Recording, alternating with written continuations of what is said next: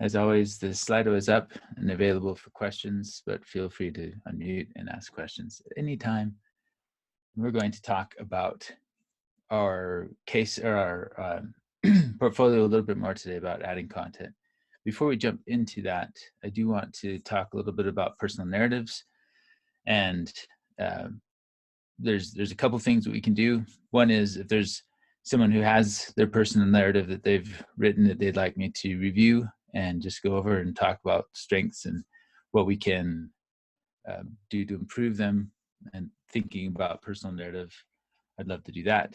And I can also talk a little bit more about that process, but I'd love to shape that time in a way that's useful to you for the personal narrative side of things. So first is anyone wanting me to go over theirs and talk through it?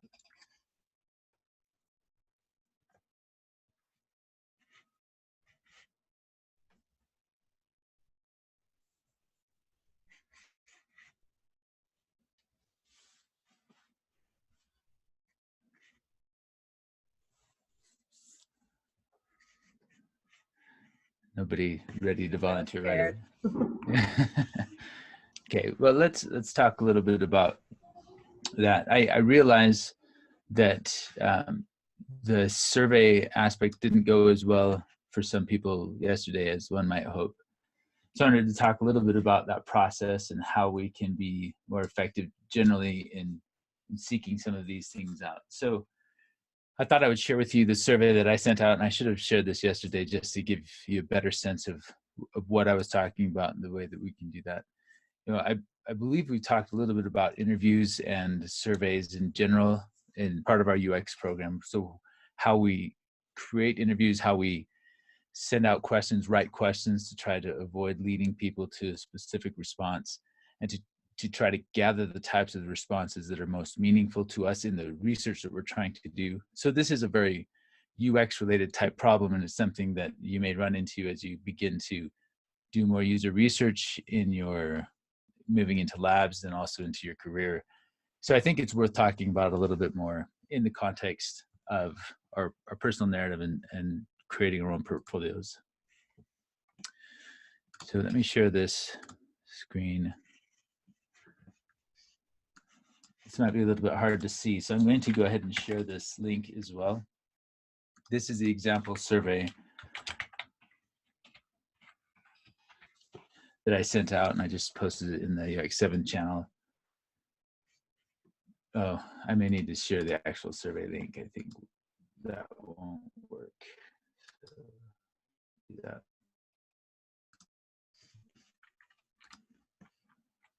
I'm just going to edit that message and replace that link.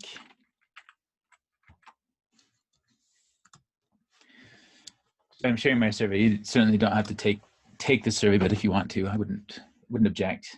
But for my survey, I created a basically 4-question survey, which was all open-ended. And each question was, I first have an introduction that says, "Hello, friend. I've created this brief form as a means to help me understand how others perceive my skills, my abilities, and character traits. And I hope the answers in this survey will guide me to ways I can make improvements in my ability to serve others and in my efforts to navigate my career successfully." So I gave this survey probably, I think it was 5 years ago. Anyway, I realize you might not have interacted with me with some time. So I was sending this back to roommates from college, and I had been 10 years out of college or so. It might have even been more than that. So people I hadn't seen in a while, but I still wanted to see how they perceived me and whether that still reflected the direction I was going in my skill set. So current colleagues, people I had my last job, and then all the way back to friends and acquaintances from previous times. And then gave them thanks. So it's always good to start out a survey explaining what it is that you're trying to achieve with the survey and help people get a context for the type of information that you're looking for, not to tell them what to say, but the types of information that they can tell you in order for you to answer the questions that you're really seeking to understand. So for my first question, I was looking for top 3 skills.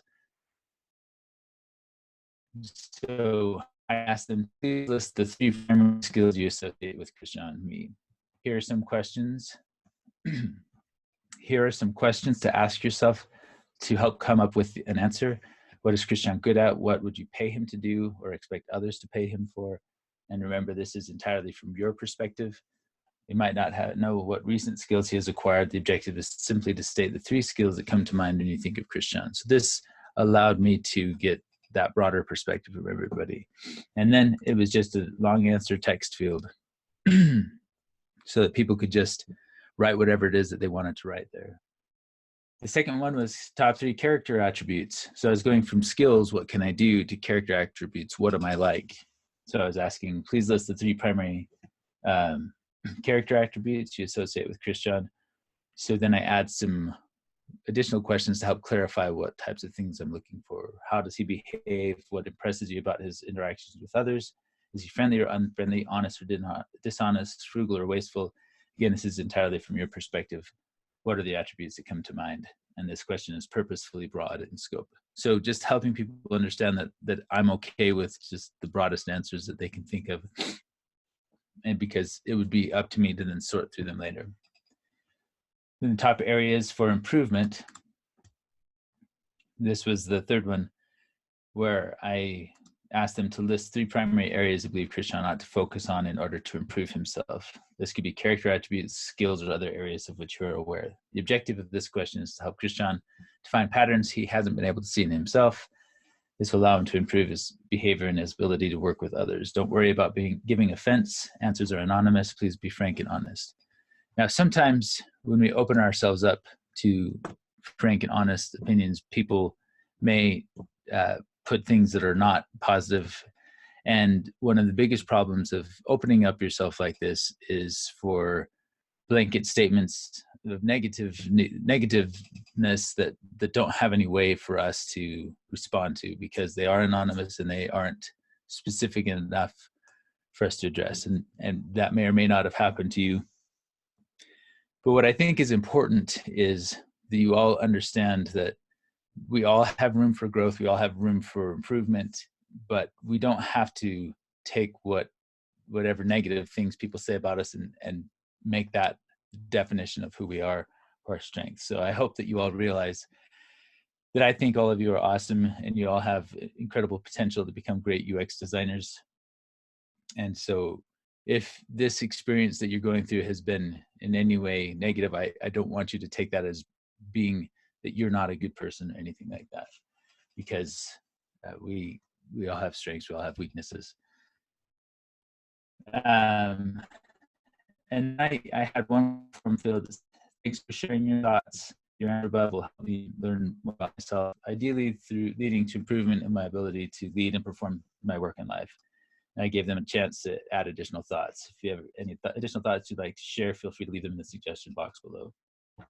So there is another long answer text. So with 4 questions, I open up the opportunity for learning about what people saw as my skills. And this was something that I intended to help shape where I was pointing my career, or look at gaps where I thought I was strong that people weren't pointing to as strengths. But then I could say, oh, that's an area that I think I'm strong in that people don't perceive me as being strong in. Then that third one, which was what areas could you see for improvement, that becomes an opportunity for me to actually see gaps that people recognized and were willing to share with me. So that's a pretty effective response or survey. As you can see, I got 22 responses. And with Google Forms, it was easy to just get a spreadsheet and begin to see each of these characteristics, and begin to see the areas for improvement. Things like fear of confrontation and aimlessness were things that sort of emerged from this data. So I began to see pictures of myself that I hadn't seen before. So from that point, I went and began doing essentially an affinity map, or affinity type of grouping of themes from that. And I began to create my areas of improvement, build assertiveness, completing what I start, communicating with people, And then there's also a listing of the things that I was good at. So I could use those as areas that I could say, all right, if someone wants to know what I'm good at, this is a good place for me to start. So at that time, I didn't start writing a personal narrative, but I thought, what if I just sort of go through the exercise with you today? having gone through, done research in the past, and becoming a little bit more self-aware, then what might I want to do as I begin crafting a personal narrative relative to getting a user experience design job? So the first thing I did was to start brainstorming, thinking around what are hiring managers looking for in a user experience designer. And so I began a list of attributes or skills that I have, either that other people have seen in me or that I've developed since I did that survey.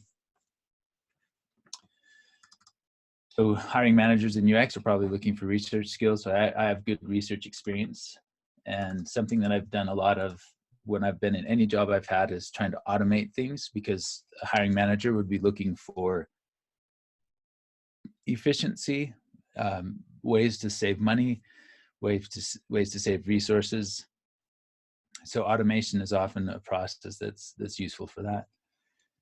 And then effectively manage people. It's an experience I have. It's often an interpersonal skill that businesses sometimes need, depending on the role that you're applying for. Promote innovation while cutting back on waste. It's sort of similar to that, automating. I can persevere through great odds, and I stand for my principles when those come up. And then I'm not afraid to try new things. So just a minute or so doing a quick brainstorm, I came up with a few statements about myself that helped me to define characteristics or attributes or things that I have done in the past that a hiring manager might be looking for. So the next thing that I wanted to do was to actually go look at some listings of user experience design jobs.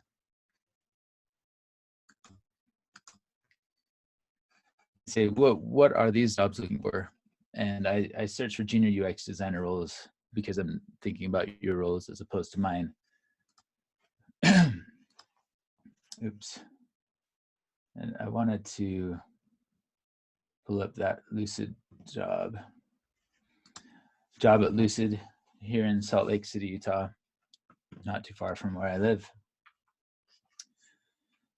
So let's bump that up a little bit. I just came to the LinkedIn jobs.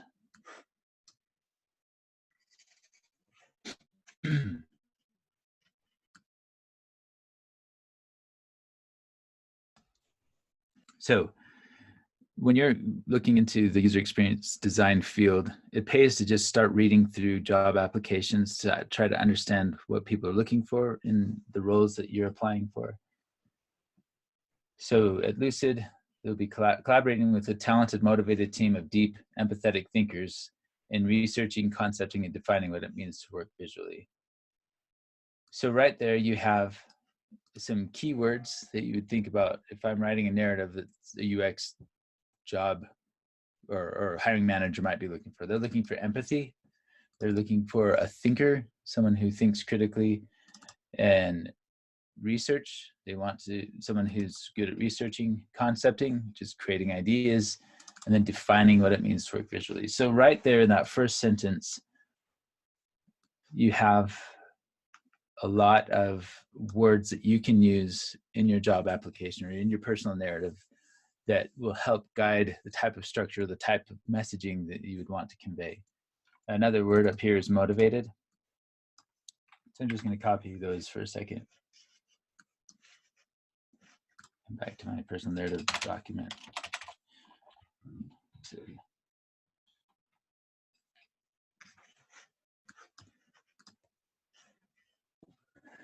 Okay, so then they look at the mission. Our mission is to make working visually easy and essential for everyone. And we hold true to our core values of innovation in everything we do, passion and excellence in every area, providing individual empowerment, initiative, and ownership. And then teamwork over ego. So there's a couple more things that I think are probably good to call out. There's innovation, and then teamwork over ego. So I'm just going to write teamwork and innovation as keywords. So then just looking at responsibilities, design experiences, interfaces, and interactions that improve product value for our customers and business. So you're thinking about improved product value. This word value would be a really key word to think about in what they're looking for on their side. How can you provide value? And then experiences and interfaces and interactions. So you know that the processes of interaction design and interface design are going to be important in this role, whereas some UX roles may not have as much on the UI end of things. Others have those, so you can see those responsibilities coming to the forefront. Understand customer problems, clearly define design solutions. Again, another word, define, that we've seen before, that's something that they're thinking about, define. And then it's idea of understanding. Own the design process for your team's features, including research, validation, and iteration. Again, keywords, research, validation, iteration. Iteration would be a good one to think about. Why is this value important to them? And then assist your Scrum team in gathering user feedback, analytics data, and competitor trends for designing solutions that increase product value. Again, that value to customers, it's another keyword. Support engineers in translating and implementing your designs. Strengthen Lucid design culture and help evangelize design within the organization. So this gives us a sense of there's something in the organization that may have some tension between development and design, and so you're there, or you're going to be part of this unification battle, so to speak, of everybody becoming aware of the value that design provides. And then effectively manage projects to meet deadlines, roadmaps, and requirements. So from these requirements come a few more things that I think I would want to call out in a personal narrative. And as I go through more design job postings, I would see more of these. And there's a lot of similarities, and you could pull out all of the similarities of the jobs that you're looking at and make a more generic personal narrative. Or you can come in, if there's a job you really want and you go straight to this information, and you make sure you cover all of those pieces in a cover letter in your personal narrative that you're pulling your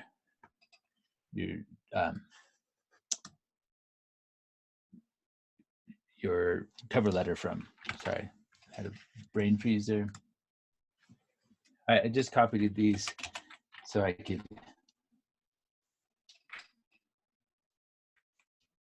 do some deleting. So design, experiences, interfaces, and improve value.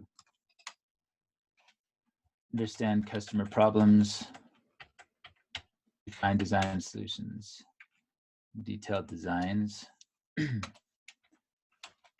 own design process, including research, validation, and iteration.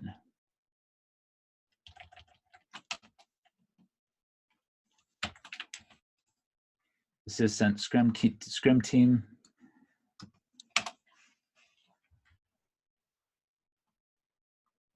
And then let's see, gather user feedback, analytics data, and competitor trends.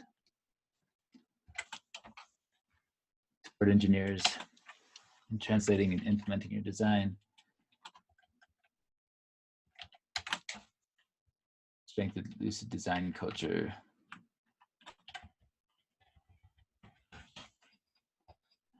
Manage projects.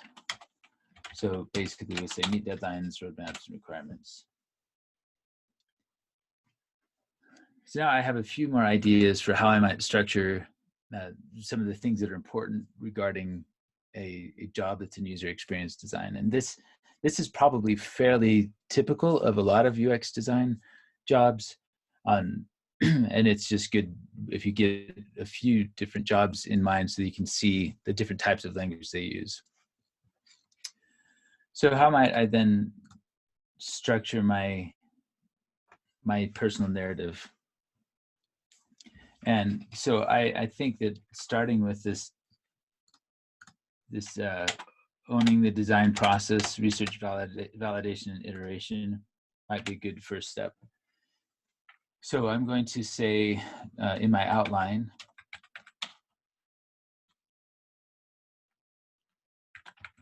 process,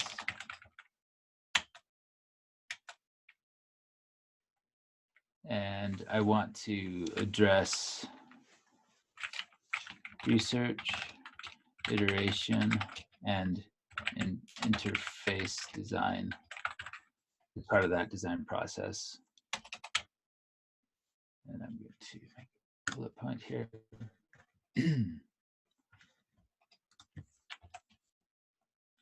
Then I want to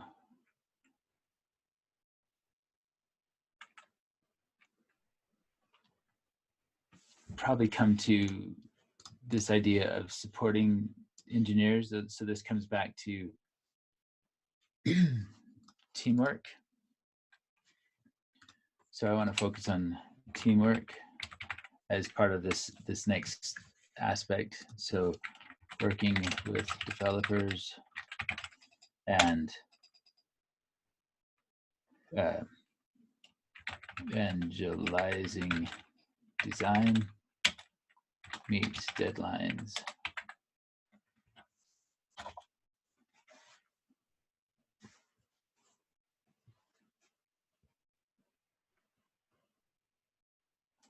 Okay.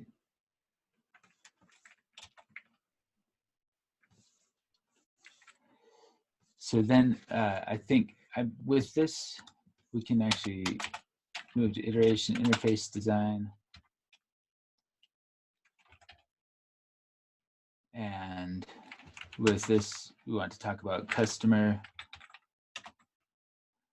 feedback, empathy, and analytics. Because I'm looking back up here at things that they're competitive.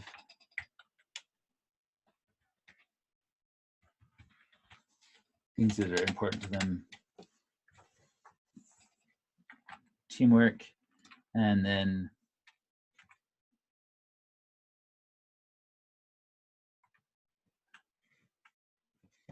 they come back to this idea of motivation and that probably would be a good finishing area, motivation.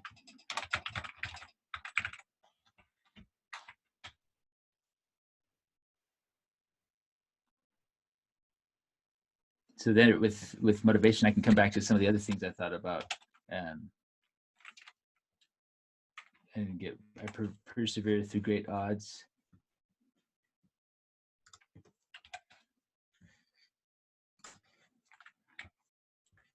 And I'm not afraid to try new things.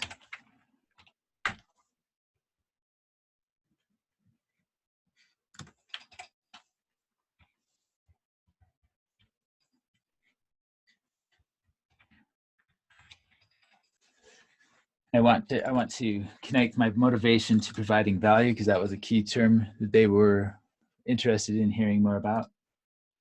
So getting back to maybe this automation and innovation.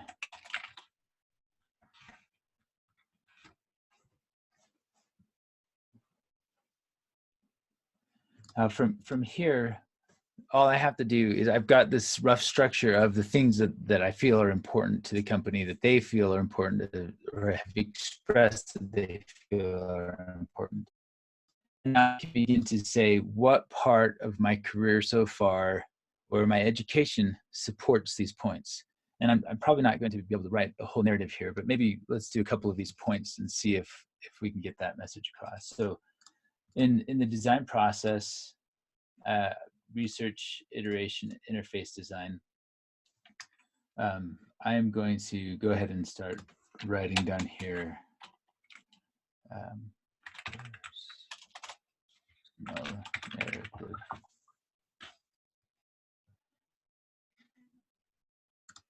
I'm going to start with this design process, part of my outline, bring that down.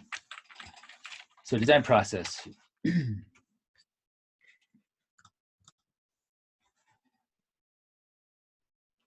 I have been doing design professionally. Oops. For nearly 20 years. Started in print design and gravitated to digital media with the emergence of the web, the internet.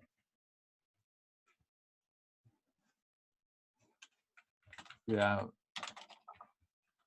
career, I have made it a point to iterate through multiple solutions before landing on a final design. Part of my process includes seeking customer feedback.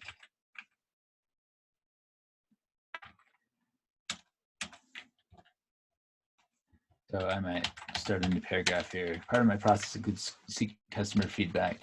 I find it important to seek to understand users' needs for finalizing the solution. Then there, I would use an anecdote early on in my career. I made it a rule that I would always try to reach at least one user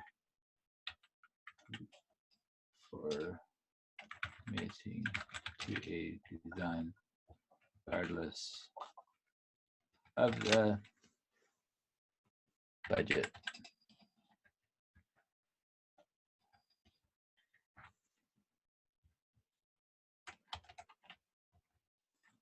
Okay. So I start talking about more specifics of what I've done in my career.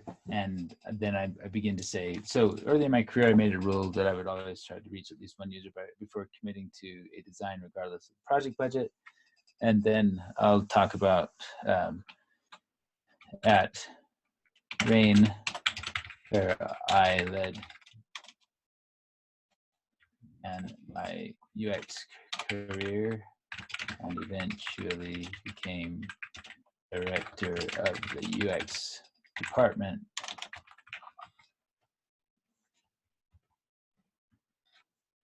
I established a process for running feasibility studies, added that to our agency's I don't know how to read repertoire. Spell that repertoire.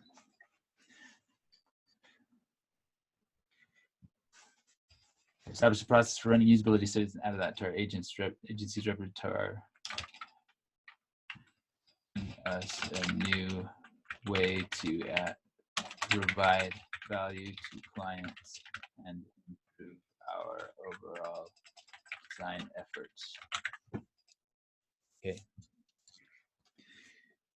All right. If I keep doing this, I'll probably make everybody go to sleep. But I'm hoping that this really gives you a sense of how I would go about writing my personal narrative, how I've done it in the past, trying to shape a story around the values that people are looking for in wanting to hire a user experience designer. So in this matter of about a half an hour, we've gone through this, both me explaining and beginning to write. I've got some ideas for what to write about and an outline of the things that feel like they're the most important for people to know about me regarding how I could help them in their position to be able to provide value to their company, the words that they're using, the values that they feel are important. And then from that outline that I've begun to organize, I can then add content that will talk about me in a way that is meaningful to them. So it doesn't necessarily have to be a linear story, but even pieces or vignettes of stories that can convey to a hiring manager that this person is what we're looking for. They've got the same values that we have. They've got the same skills we're looking for, and just with each of these points, you write a couple of paragraphs. Then you have a lot of material, and then you can just pull from that material. And if you become super familiar with it and the way that you've structured it, then you can begin using this in conversations. You can begin using this in letters, and et cetera, et cetera.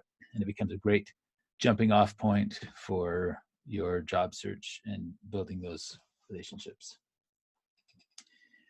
All right, so we've gone on a little while for that. Any questions I can answer? And I would also like to know, was this helpful? And I want to know so that I don't do this in the future if it wasn't helpful. So you can DM me or just tell me now. But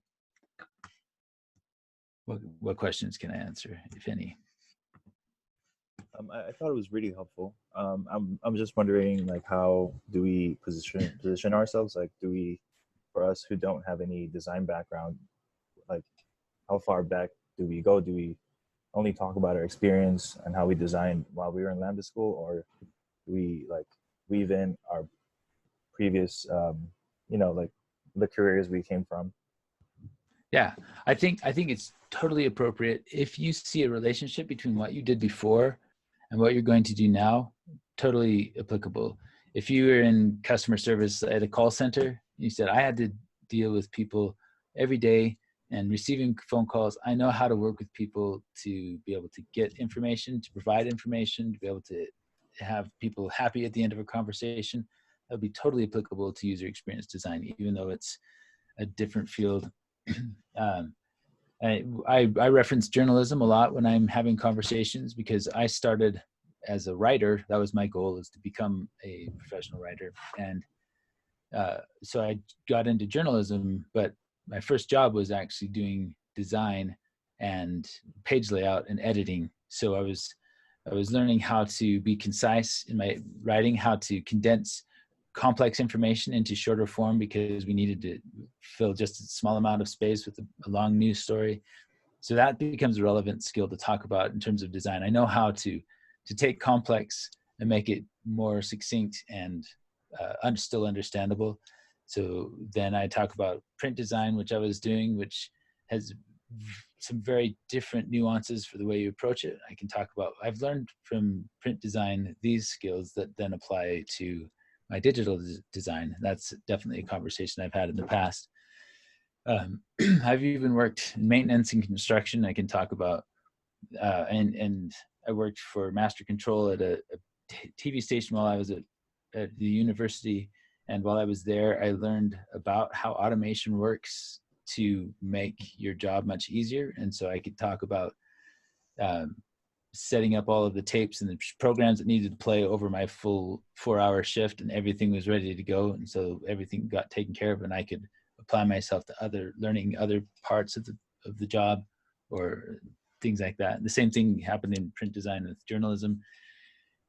I learned how to set up my design system so that I could do my designs extremely fast for the day-to-day work, so that I would expand and allow myself more time, three extra hours in an 8-hour day, that I taught myself Adobe Illustrator, brought graphics to the newspaper, that sort of thing, because you're showing your willingness to get up and learn new things, make things better for the company, provide more value to the customers. And those are all the types of things that you can definitely reference in your personal narrative. So does that make sense? And by answering your question? Oh yes, yeah, definitely. Thank you. You bet. And some of you don't have as long of a career. Some of you don't have as many jobs, and this is maybe a career change where you're just trying to steer clear of whatever you were in the past, and that is totally fine. And then you can talk about Lambda School. You say, I found out about Lambda School, and this became my great opportunity to shift where I was going to show what I was capable of. And so while I was at Lambda School, I was a TL, or I was an SL, and I learned these skills while I was doing it, while we were interacting with the developers. I learned these skills, et cetera, et cetera. There's lots of ways that you can paint the value that you could provide, even if you have a small amount of experience or a broad amount of experience. So I think it's totally reasonable to take from that previous jobs outside the field of UX design. Definitely leverage your user experience training here at Lambda School. Okay, any other questions I can answer about that?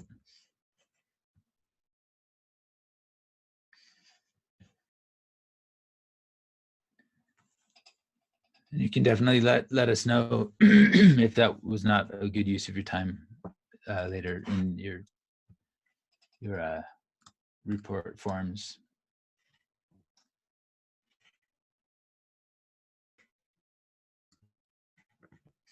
All right, let's just take a 3-minute break, and we will jump into this next portion of our talk here.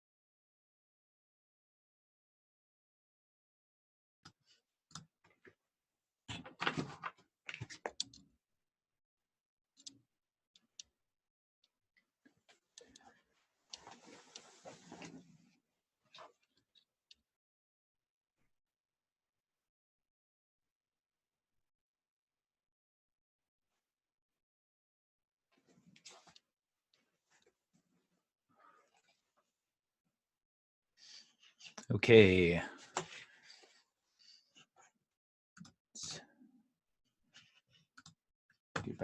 business. No questions in Slido?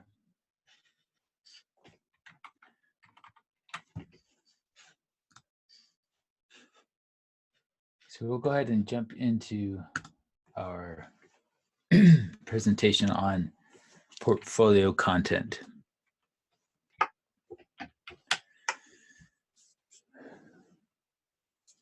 Before we actually dive into our portfolio content, we want to figure out why we're writing our content before we start designing. In design, there's a concept called content first design that helps us to create better designs by focusing on that content.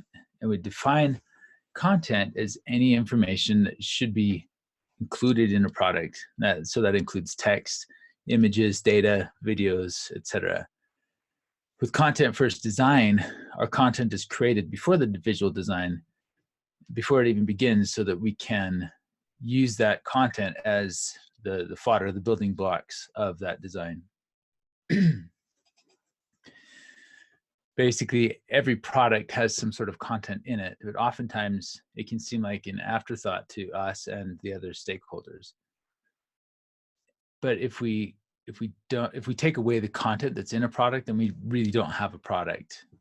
If we take away the content from our portfolio, we don't really have a portfolio. Its value is vastly decreased if all we have is just visual design elements around an empty content. So content is one of the most important pieces of our interfaces and deserves to have more attention.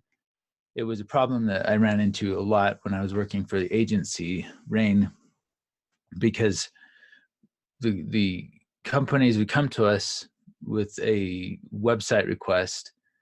They didn't have their content in mind, and they didn't know what it was that they wanted to say, and they would just expect us to jump right into creating designs for them. Say, hey, we want a really killer website. It's sleek and it's easy to read and things. But without knowing what that message is, what that strategy is, it became really an exercise in frustration for all of us.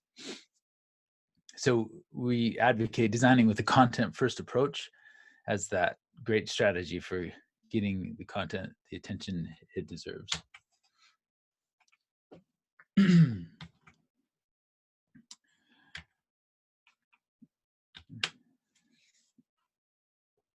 So when we're designing without content, we will often drop in something like lorem ipsum, just filler text, and we put that in and everything looks great. But it often isn't a realistic interface, because what if we end up having different amounts of text in that design?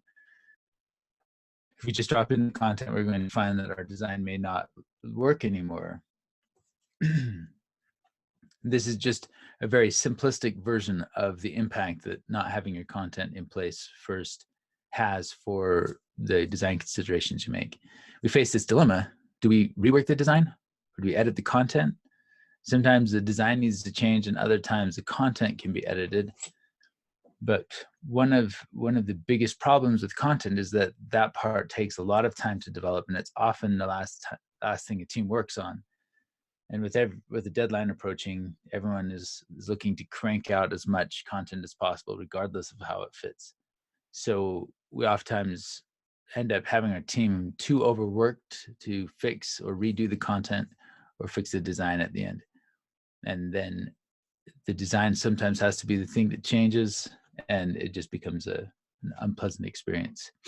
So with content first design, if you start working on content on day one, you avoid the trap of finishing it all right at the end, and you can actually use it during your design process. And oftentimes this becomes a much easier way to do iterative design if you work with content first, and you begin to get a sense of the type of layout and design that would fit that content, and you may be able to make adjustments to your content, which is much easier at the beginning than at the end. So it's pretty awesome when content and the design comes together, but it's almost impossible to have that successful result if you don't have the content first. So with our portfolios, having that content first approach is extra important from our perspective. And writing our portfolio content is the hardest part of creating a portfolio. So if we get it out of the way first, everything else comes together much more easily, and we can use it to inform our design. So I actually think I have a slide to talk about this later, but what I'm talking about right now is everything on your site other than the case studies themselves. So we'll talk more in depth about what the case studies content is, and that will inform how you display your case studies. But having content other than that is important. So what is the content we're looking for? We're going to do a little in-class exercise right now and try to find some information. So let me share this spreadsheet with you.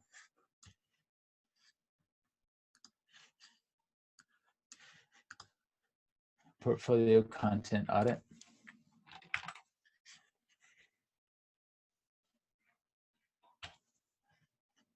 Make sure that the sharing settings are good.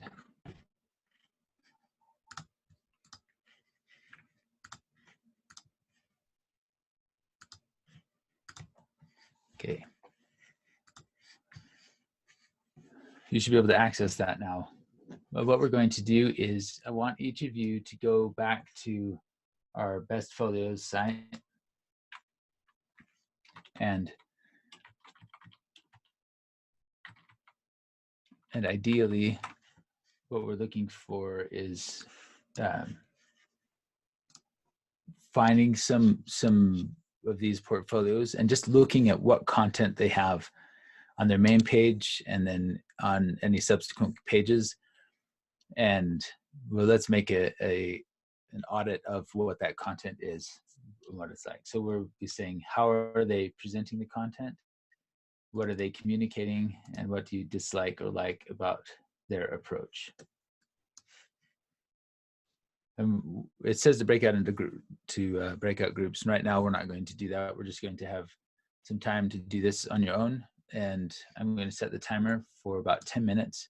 Just have you looking through some portfolios, thinking about content. What are the competitors that you're looking at doing with their content? How are they presenting it?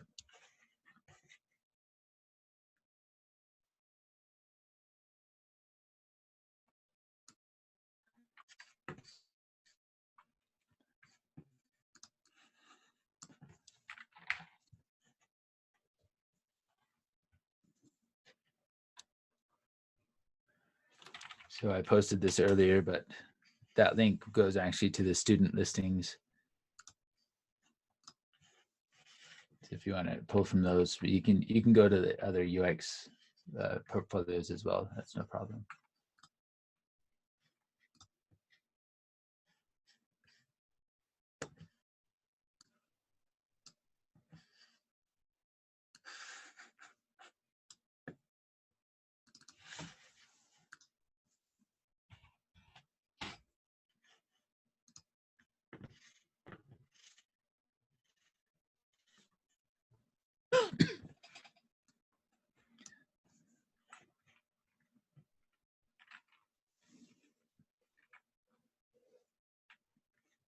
So let's all use that same document together, and that way we'll have each other's references, and that we can share what we found.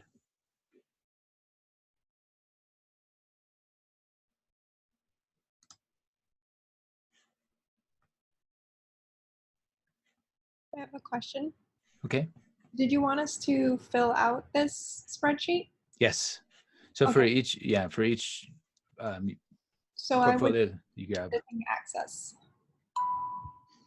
What's that? Currently it's view only. I would need editing access. Try to refresh the page. I just went and reset the settings. See if that helps, and I'll go double check if it doesn't.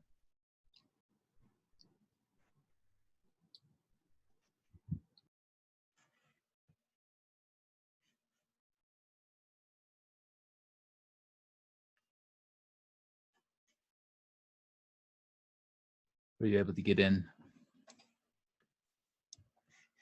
For me, it's still view only. Okay. Okay, let me check the share settings again. Okay, I must have made it view only instead of share. Edit.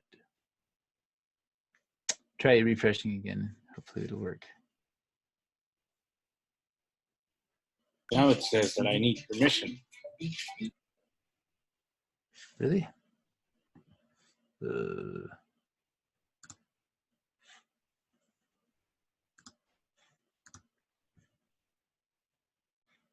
Anyone with a link can edit. Third time's a charm. Try now.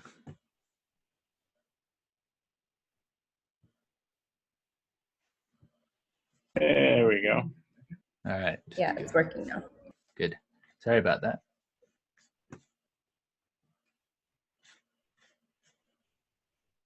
How many are we supposed to do again? Sorry. Just We've got just about 7.5 minutes left, Okay. and just as many as you can get done in that time. okay. Thanks. Everyone should get at least one in, probably a couple.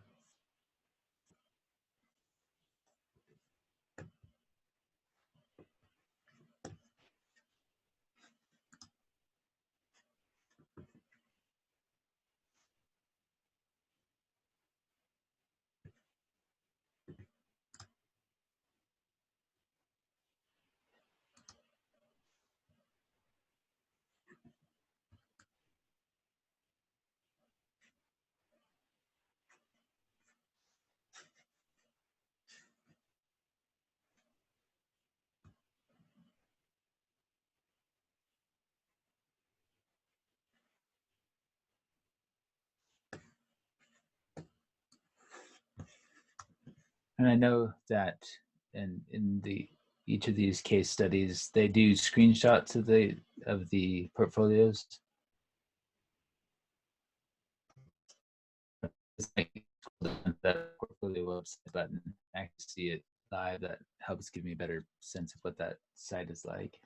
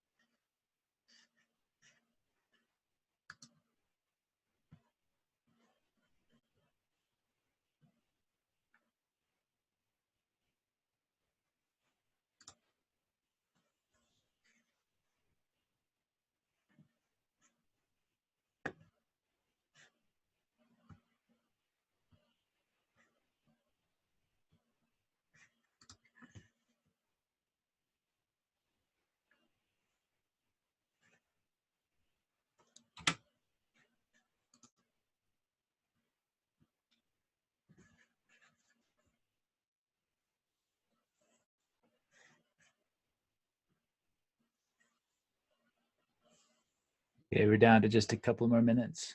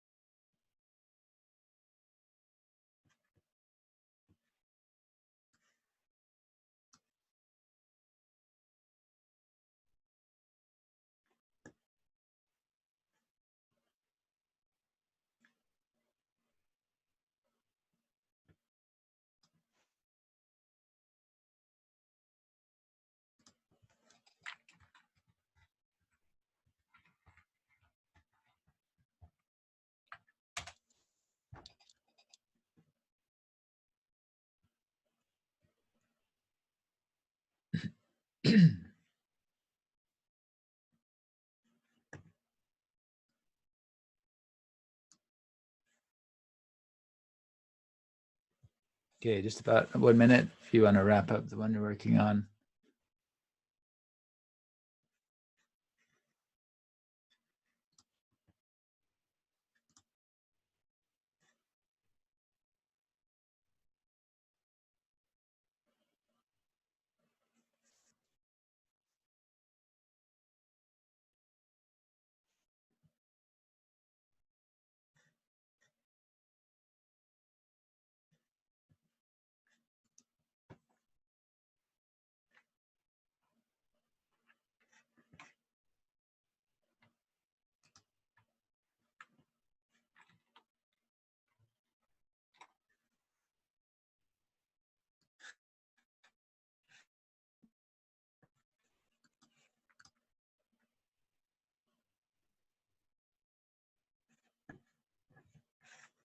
Okay, 5 seconds.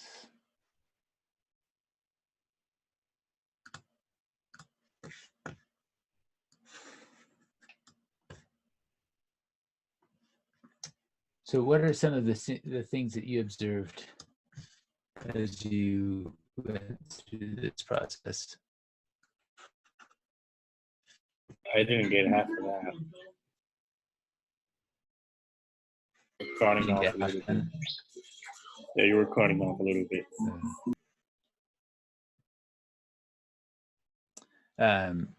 Just asking what everybody learned from this experience, or what did you observe in looking at some of these things? Was it useful, helpful? What did it open your eyes to, if anything, regarding content? I mean, definitely different people have different content and how they organize it and everything. Some are, you could definitely see that students are just getting out there, and some, they look like they've been at it for a little bit, practicing.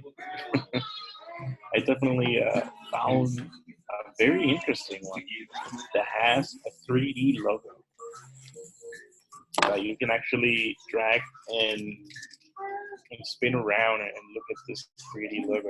I'm going to show you. Interesting. What Someone other share. I observations? can't share. I think one of the most apparent things for me was that very seasoned designers had extremely personal about me's. There's humor, but it's done extremely well.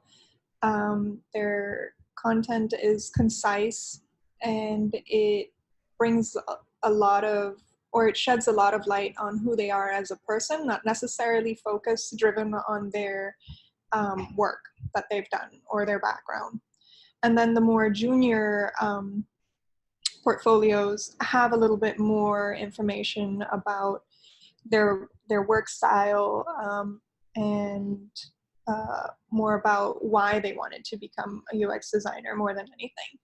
So that was very obvious for me. What do you think a takeaway is for you on that? Just out of curiosity.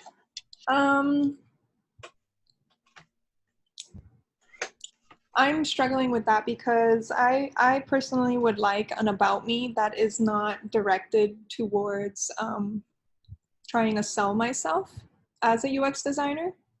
I would like my about me to be literally about me as an individual.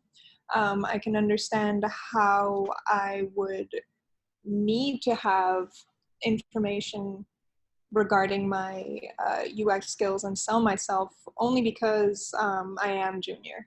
And if that is a normal thing and if that's expected, then I will have to adjust my writing style accordingly. I think that's a really interesting and good observation to talk about, because when you get into this design process and you think, okay, hiring manager, 30 tabs open, what are they looking at? Most likely they want to get to the meat of your skills, but are they going to go to the about me page for the meat of your skills, or are they going to go to your case studies? Most likely that will be, I want to see what work you've done. That will be the biggest factor that will explain and show, demonstrate what skills you have as a designer and your process, all of that. You don't wouldn't necessarily have to write all that in an about page, because it will be demonstrated if you've done it well in your case study, in which case you can use the about me as a painting a picture of who you are as a person. That's probably the flow most hiring managers are going to go through is, can they do the job? Will they fit the company? And the process of case studies to that. And the best thing that you can do is put forward a confident picture of yourself, not feeling like you have to explain your existence. If you think somebody coming to a portfolio site, they want to know that you are confident that you can do the job. This is one of those places where you want to get rid of your imposter syndrome, because you really are competing against other people at or below your level in most cases.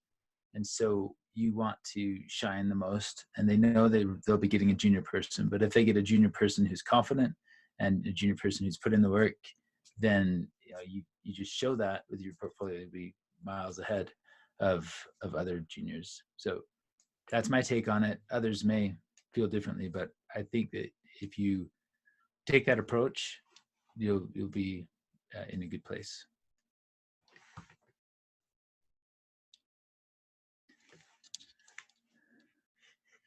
Let's see, are there any other questions? It's posted, I think. So we have done a similar exercise to this portfolio,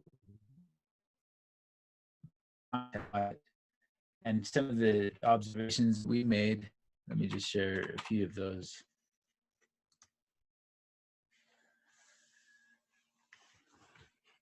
Did a brief content audit, and so we found that almost everybody includes their name, an intro of some sort, contact information, and then an about section, and they don't really include anything else in terms of content outside of the case studies. So that can be a good sign of, like, from a competitive analysis standpoint, if you focus on making sure that you have your name, a brief introduction, a contact information, and about me, you'll be pretty standard across what other people have. So including these items that are in bold will be beneficial. I think we saw some people try to make a logo out of their name. Other people just stick to text. And sticking to text is going to be a problem. And trying to create a logo for yourself might be more time than you need to spend on the design, when just your name as text is sufficient. And then you can move into spending your time focusing on the other stuff that people are going to be paying attention to. The other information that some people have on their blogs, videos, podcasts, talks, etc. This is not material that you need to worry about. As we discussed earlier, creating content is really the hard part of the process. So if you don't have content already written, like blog posts or videos about UX, then leaving those off is not going to be an impediment. If you already have them and you feel strongly about them, then you can include them in your site, and people can link to those things, and that's no problem. Case studies are that important part of your portfolio, as I mentioned, and we're definitely not forgetting about them as we discuss content. Tomorrow we're going to be spending our whole module learning about how to write them, how to make them more effective. So this question comes up a lot. I think I alluded to this yesterday as well. Students who actively practice an artistic pursuit like photography or painting or some other field feel like they want to surface this material for their portfolio site. When we surveyed the hiring managers, we saw a range of responses to these ideas. Some of them liked the additional look into you as a person, while others thought it distracted from your UX work and would immediately dismiss that candidate. Based on that research, our current recommendation at Lambda School is that you don't include it in your portfolio, unless you're like professional. If it's just hobby, then not. But if you're like getting paying clients doing this work, then potentially. But it should be de-emphasized, since you're trying to get a job in user experience design. That can sometimes muddy the message of what you're trying to convey. Are you an illustrator? Are you a photographer? Are you a designer? If you focus your portfolio on design, that is going to be what gets you the job, not some of those other side things. It's certainly not bad, I think, to put links to other material that you've got in a footer for somebody who's digging for additional information about you. That's, to me, not a problem, but I would definitely not put it in the main navigation or have it featured alongside your other design work. Right now, I think your focus should be on becoming the user experience designer and showing that work specifically. It's better to not turn anybody off who's put off by that than to mildly interest someone else.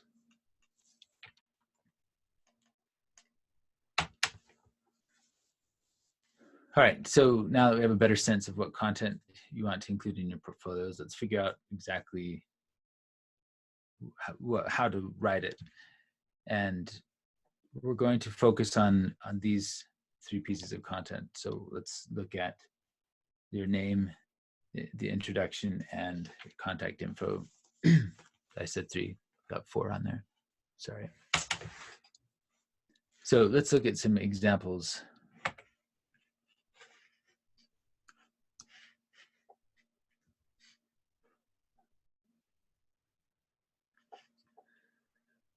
So with your name, this person has their name just up front. They also have it in the upper left-hand corner logo area where you would click to get back to a home page.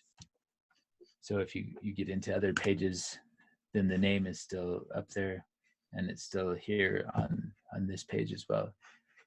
So this person has made sure that people become familiar with the name.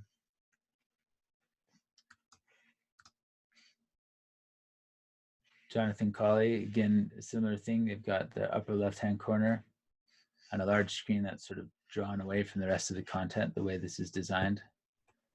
May or may not be bad, but something to observe. Bring up their name and their little brief synopsis here.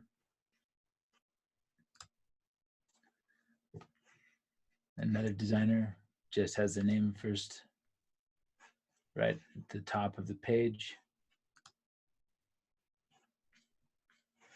This person has created a fancy logo with their name and includes that in the main type of the text. So there's an element of that those sites have an example.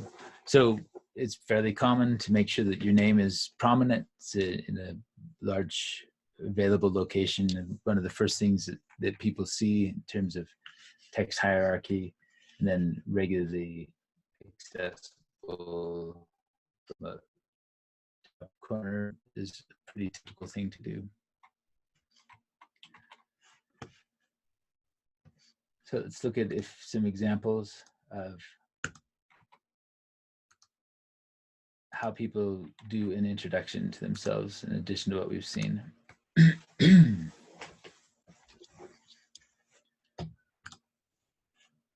So I have Liang, a UX designer currently creating innovative SaaS solutions for Insperity.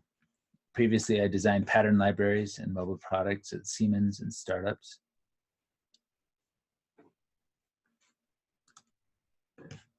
Robin Rotman, a senior product designer based in Austin, Texas, currently at Atlassian. These are the few things I've designed and developed. Move into their content. Steve Sugar. Hey, I'm Steve Sugar, a visual designer from Canada. Many people know me as a guy who shares design tips on Twitter or refactors UIs on YouTube. Recently published a book, blah, blah, blah. Currently not taking new client work. That becomes the main content of this landing page for that designer. So any observations on either name or this introductory content, either from what I've just shown or some of the sites that you looked at in your review just a few moments ago?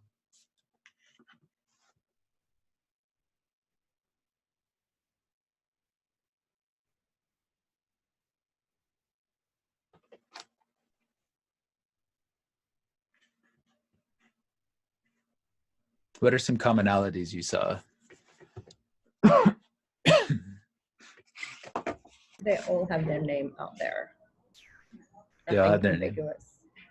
ambiguous. Okay.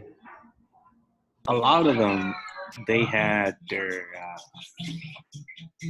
role highlighted and like keywords they wanted to say to a hiring manager, like I am organized, whatever, I live here, or UX designer, or web developer, and all that. That's what I normally saw in the intro. Okay.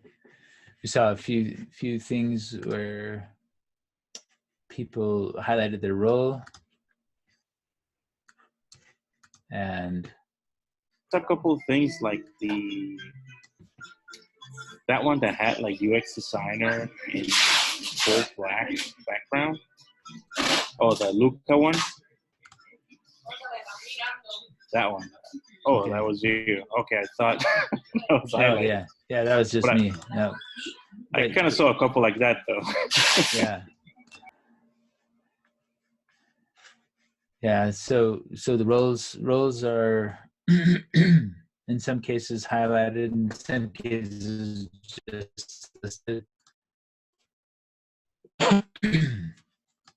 Excuse me. All right, let's look at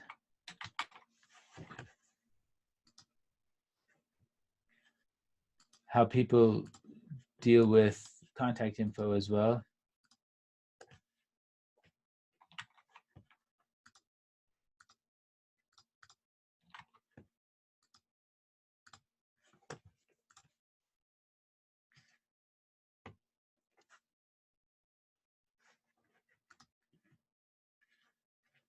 So this designer has a brief synopsis of themselves and then an email me, which if you click on it, will open up your mail browser or your mail service, whatever it's set up to open.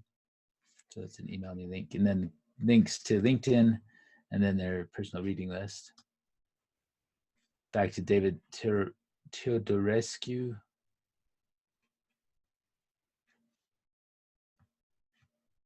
Nothing up top, but then includes his email address and phone number, along with LinkedIn, Twitter, Medium, and Instagram links. Robin Rotman has a contact link in the upper right-hand corner with email, LinkedIn, and freelance. No, what freelance is. Oh, it's a form that's built into their site for getting into contact and actually having them do work for you.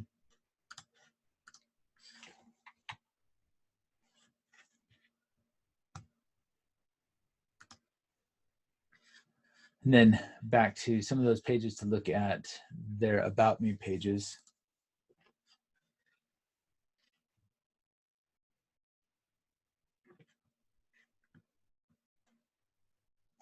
this David Teodorescu basically begins an about me with this landing page, talking about their portfolio evolving, the process, going through creating some sense of credibility by work he's done with other companies, speaking engagements, and then companies he's worked for, and then blog posts, and all of that is basically included on this one page. Robin Rotman has an about me page with photo and dog, designer profile, some more information about themselves, and then along with the design philosophy, a listing of their skills, non-work related information about where they're from and some of the things that they're passionate about, including interior design and trying new foods.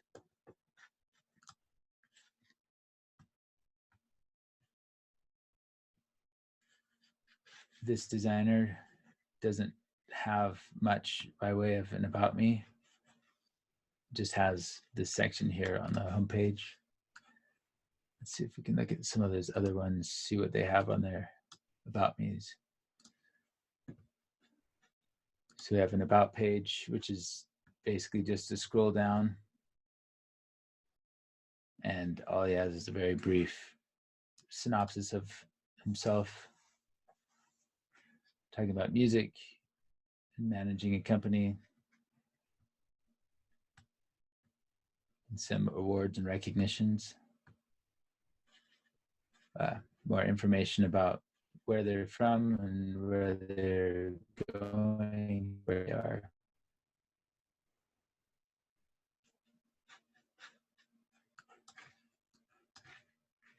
And Jonathan Colley has an about page,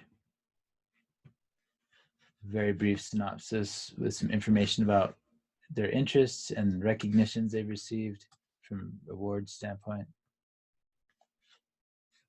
books they're reading, podcasts. So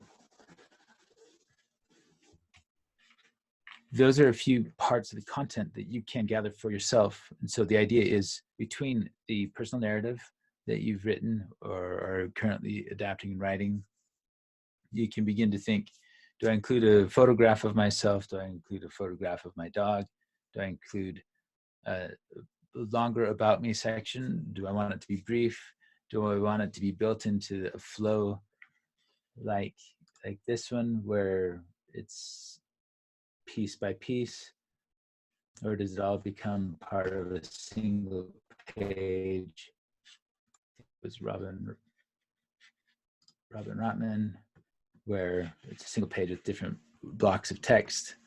And having all of this content solidified and created ahead of the actual design process will get you 80% of the way of where you need to be with the design, deciding what are those important things. It really, like I've said before, this is a personal design project, and you have to consider your audience, consider who's going to be reading and looking at these sites, and what's going to be important to them. What kind of information are you trying to convey about yourself, not to be misleading, but to put your best foot forward and show that you are someone who's worth hiring and that they should seriously consider bringing you in for an interview. And that should be your objective with your portfolio site.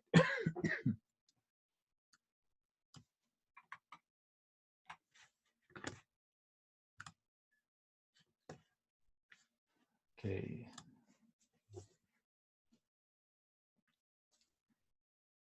We get into this content, we think about our name, we think about our little brief synopsis or about me, and all of those pieces. We don't want to lose that big picture. We don't want to forget that all of this content needs to be fitting that stronger and reinforcing that personal narrative, the objectives that you have, the objectives that your hiring manager has in looking at your portfolio.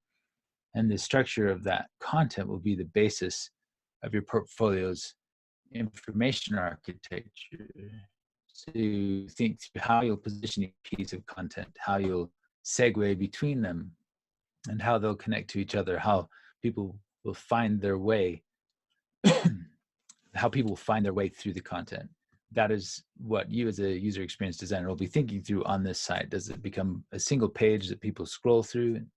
Will there be links on those pages to different sections of that single page site? Or will you have multiple pages that people navigate through some other way? Those are all part of that process.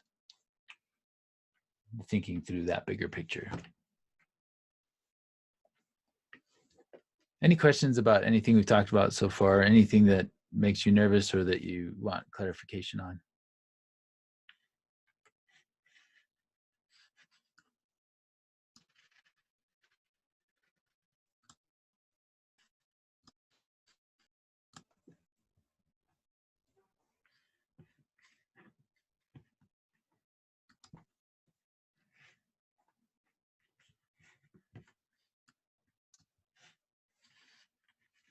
Okay, I'm going to give you a link that I want you to go to and read just for a few minutes.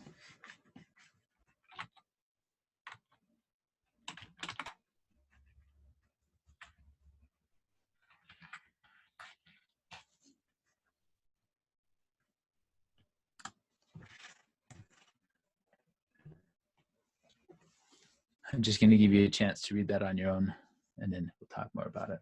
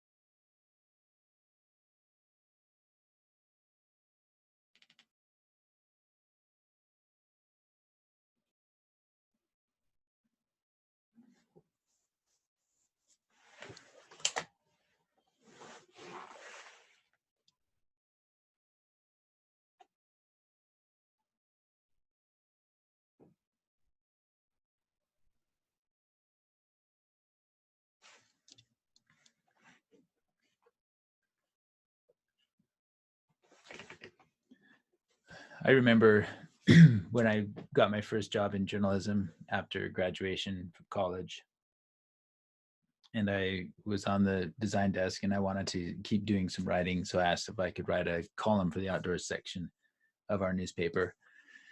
And the editor said, sure. So I wrote my first column, and the outdoors editor read over it, and then he had me sit down with him and the news editor, the editor of the paper, so the main boss. And that editor sat there and crossed out like half of my article that I'd written, and I had included all of these details that I thought were so important, but he kept taking out these chunks. He said, people don't need to know this, people don't need to know this. And it was revelation to me, even though I'd gone through my 4 years degree of writing and journalism, that when it came down to actually writing for the newspaper, it was so important to be concise and to get to the point and to write effectively. And the column was definitely way better for it, and it fit better in the newspaper, was more likely to get published. And I learned from that experience. Some of what was being said here is take out unnecessary elements, and learning some of these key points can be really helpful as you get into this where you will have to do some writing and communicating to stakeholders, communicating to the development team, writing memos across the team, writing synopses of your research, things like that, becoming succinct in your writing and getting to the point quickly, being direct, having proper spelling and grammar will all be super helpful.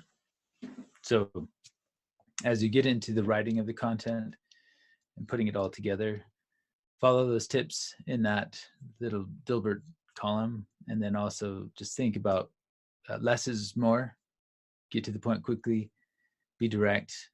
Spelling and grammar, read it out loud is a very useful exercise to be able to think, does this sound natural, or do I sound like I'm stuffy or having problems communicating or connecting with people? Have other people read it. If you can get at least one other person to read through your material before giving it to its final destination, it will always be better for it. And it's just like user testing. You go through the process of asking them what they think about it. Tell me what you're thinking as you read this section. Things like that can very, very easily help you improve your writing in general. And ways of getting better at writing and feeling less intimidated by it is just to read more and write more. And reading more pays off in a lot of ways when you're reading material related to UX, for example. And then writing more is just good practice for feeling comfortable with the language.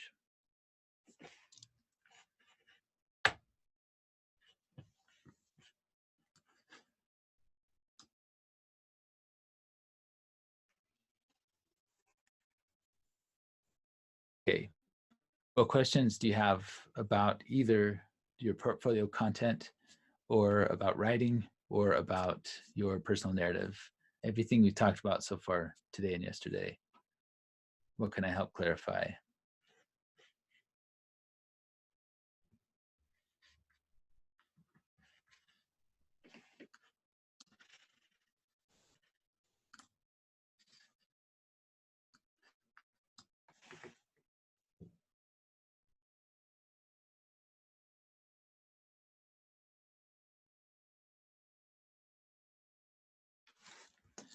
How do you feel about your portfolio? Realizing that a lot of the most important material we still haven't talked about yet, which are your case studies and how we approach those. But in terms of where we're going so far.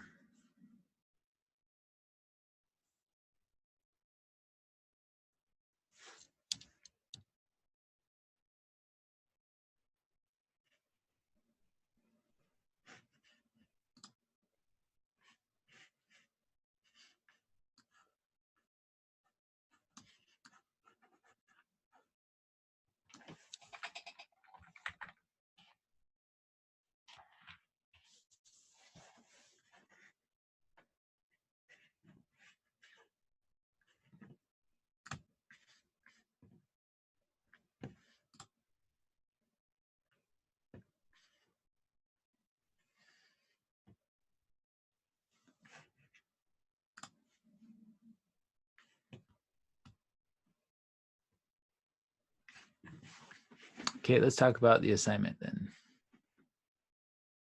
Share my screen again.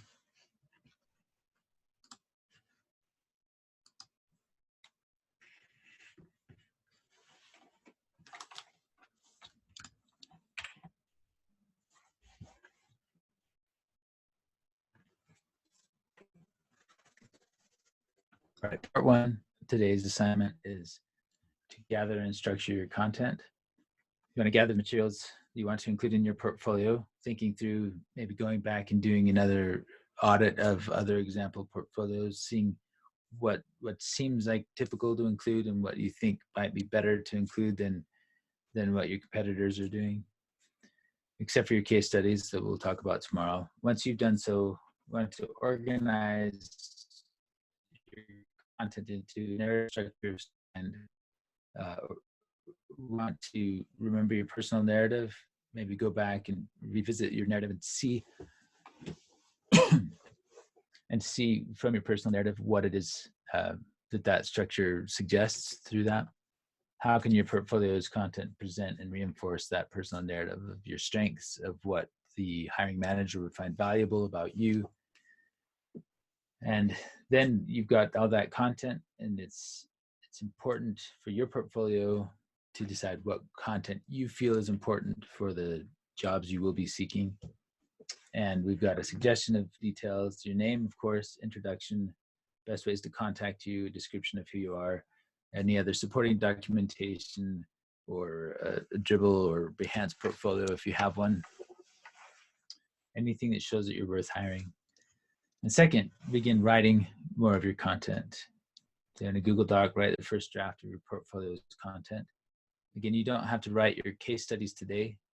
We'll be covering that tomorrow, and you still don't have case studies for your portfolio until after labs. You'll get better case studies.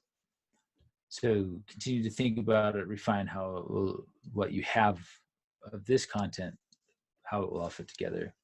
And it's the foundation for your visual design, not the other way around. Figure out what you want to communicate first, and then you can include that messaging in the design.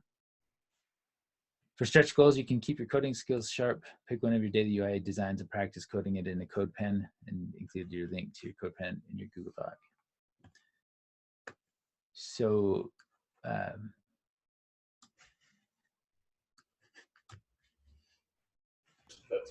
So should we put this like inside a template, or do you want it on a Google Doc? Just lists of things. Or should we look for a template? Right now, I would say just write the content, and don't worry about the design of the template or anything. Don't try to fit it into anything. Think first about what you're trying to convey, so you have all of that in a Google Doc, and that will be enough for today's assignment. Does that answer the question you're asking? Yes. Okay. But I felt like if we have a template to put in, we can sort of get a feel of what we want to write, that it will resemble the portfolios that we're seeing, and it just makes it easier that way, as opposed to just like writing points in a Google Doc. So that could be a way to approach it, but my personal feeling is that if you start out with the messaging you're wanting to convey, then if you need to then shift it around to be able to fit a template, then that might work. But you might be inspired by the material you're creating for what a design might look like and how you might convey that later. So my preference is to go content first and get it all written, and then see how that informs the design as opposed to the reverse. But it certainly could be done the other way. Share my screen because I've got an example. You're welcome.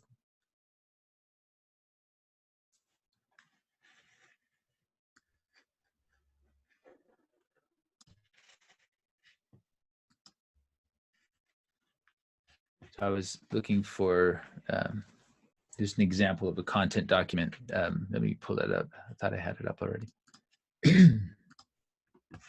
When Nick Basile, our program manager, he was doing his portfolio as a live stream in front of people, and he just periodically would start recording himself as he did his design process, just to let people see what it was like.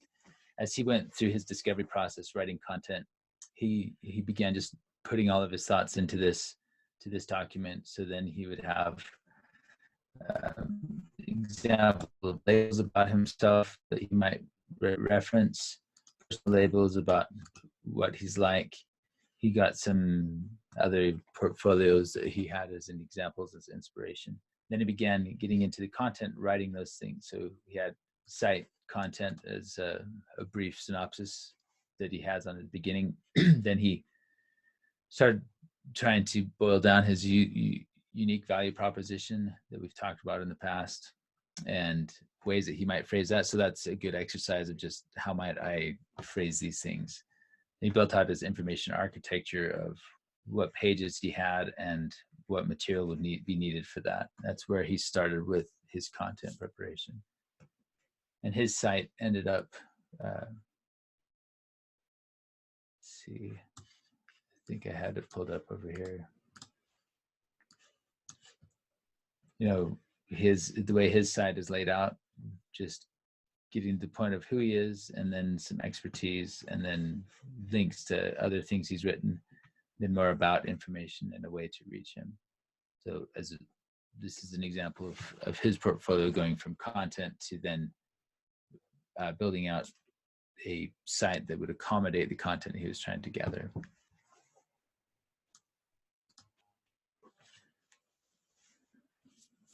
All right, that's all the material I have for today, and so I'm happy to let you go and start working on these things if you'd like, but I'm also happy to stay and answer anybody's questions that needs to. So I'm going to say, you're all excused if you want to be, and then I'll just stay on until the last person is left, be able to answer any questions, help you out in any way I can. So thanks, everybody.